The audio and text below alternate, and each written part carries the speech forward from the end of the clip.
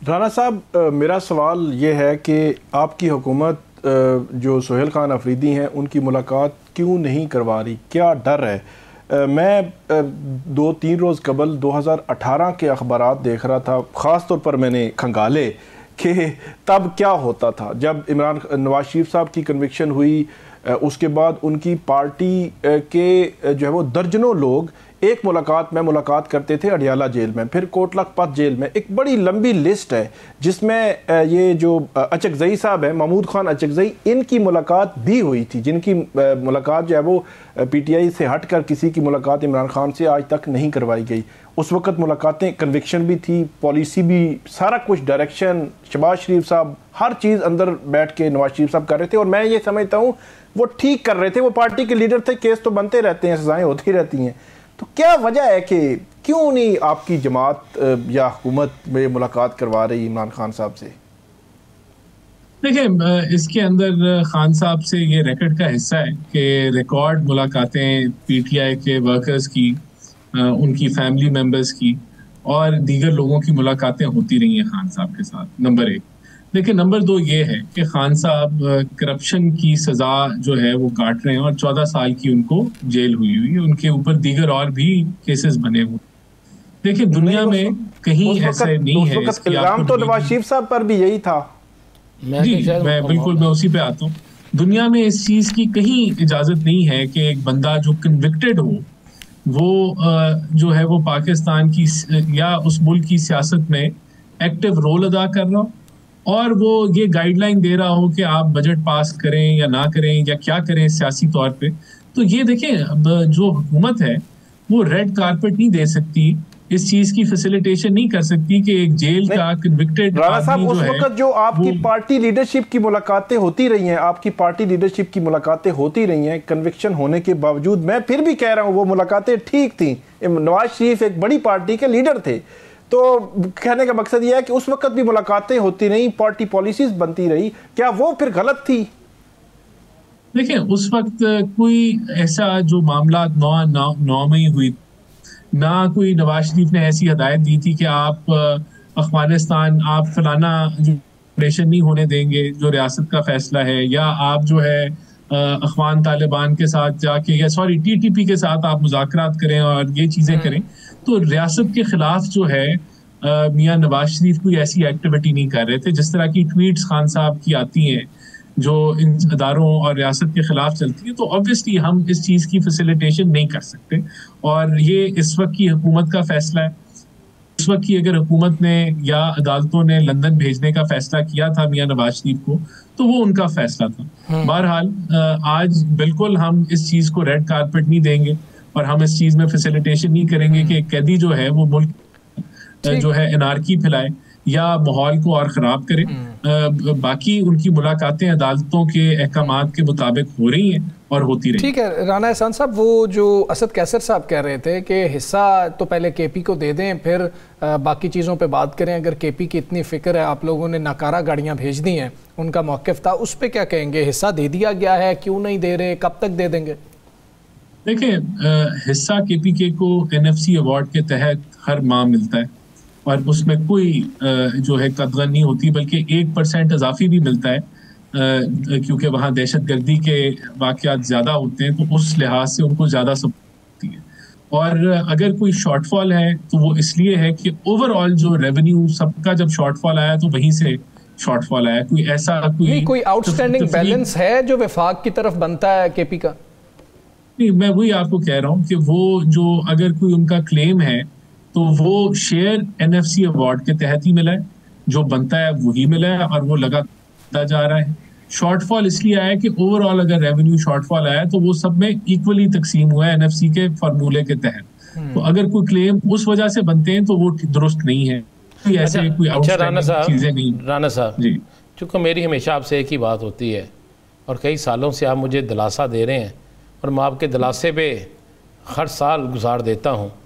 आपने महंगाई कहा सालों, 1 साल बाद ख़त्म हो जाएगी, अब 2 साल भी ज़्यादा हो गया। लंडे के कपड़े जो गरीबों की अनारकली होती है ना, जो उस पर आपने 1 किलो पे 200 रुपये टैक्स लगा दिया। टैक्स देने में नंबर 1 पोजीशन पे आगे हम जैसे तनख्वाहदार जो लोग हैं, पैसे टैक्स भी हमसे लेते हैं तनख्वाहदार लोगों से, लंडे के कपड़ों पे भी आपने टैक्स लगा दिया है। राना साहब मटर जो है वो 5 सेंचुरियाँ क्रॉस कर गए हैं, ठीक है। मटर चलें नहीं, मटर मैं आपको कह रहा हूँ, मटर और टमाटर जो है वो अब नायाब हो गया है। अब तो मेरे ख्याल रिश्ते वाले भी कहते हैं ताड़े का टमाटर आ दें तो फिर रिश्ता करांगे, मतलब ये टमाटर का आलम हो गया है। सब्जियां महंगी हो गई हैं, हर चीज़ महंगी हो गई है। तो मुझे बताएं राना साहब, सानू किदों सुकून दोगे?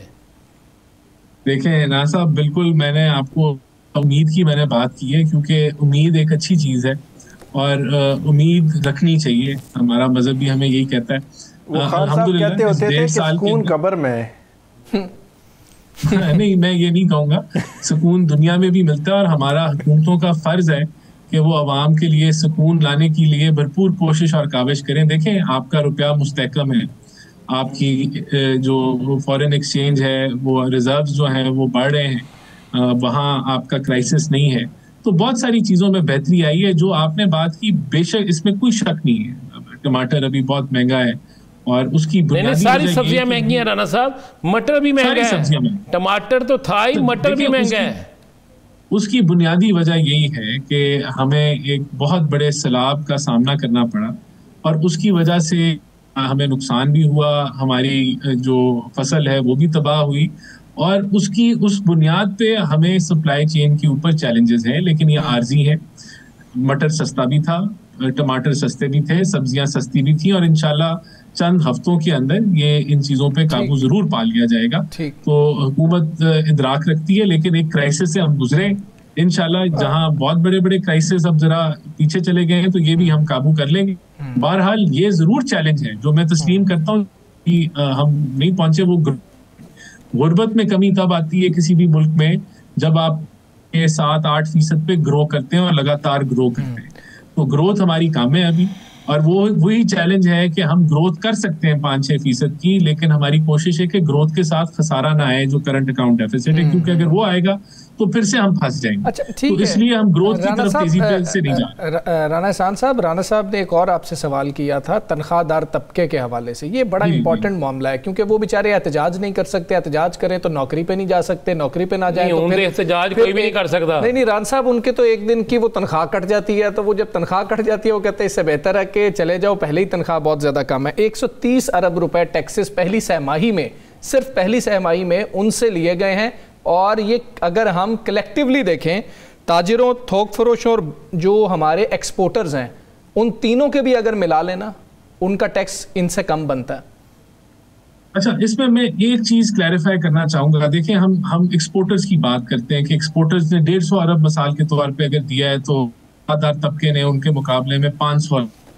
देखिए, ये माजना गलत है क्योंकि एक्सपोर्ट आपकी होती है 30-32 अरब डॉलर की और जो तनख्वाहदार तबका है उस पे वो 400 अरब की जो आपकी मईशत है उसमें, उस पूरी मईशत में तनख्वाहदार तबका मौजूद है, तो उसका वो हुजम ज्यादा बन जाता है।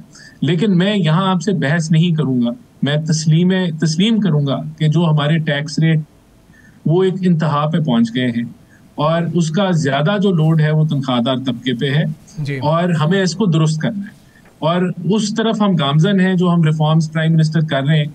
अल्लाह करे कि हम अपने टेन्योर में कामयाबी से ऐसे इकदाम ले सके कि तनख्वाहदार तबके पे जो टैक्स की शरह है वो कम हो। ये चैलेंज है और इसके ऊपर काम करने की जरूरत है। ये सबसे बड़ी अभी रुकावट है पाकिस्तान में, जो टैक्स रेट है, सरमायाकारी करना भी और जो आपका जो तनख्वाहदार पे भी ये अजाफी बोझ है जिसको हमें कम करने की जरूरत है। तो ये मैं तस्लीम कर रहा हूँ और इसमें कोई बहस ही नहीं है। हमें टैक्स रेट को कम करना है, वो तभी होगा जब ओवरऑल आपकी इकोनॉमी बेहतर होगी, जिसके लिए हम काविशें कर रहे हैं और ये चैलेंज है। नहीं, अप्रिशिएटेड कि आप इसको एक्सेप्ट कर रहे हैं राना साहब।